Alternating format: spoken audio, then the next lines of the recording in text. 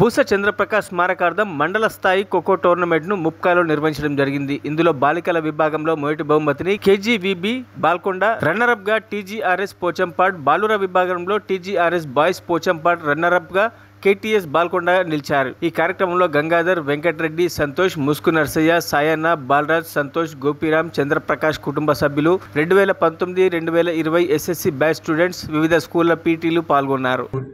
మాటలు మాట్లాడాల్సిందిగా కోరుతాను. ఓకే, వారి కుమారుడు నరేష్ గారు 2 విషయాలు మాట్లాడాల్సిందిగా కోరుతాను.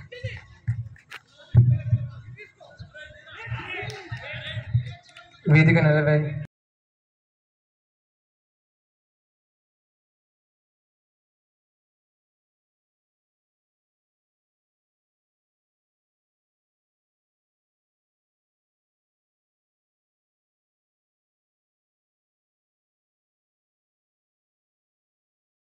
మరిన్ని అప్డేట్స్ కోసం మా ఛానల్ని సబ్స్క్రైబ్ చేయండి.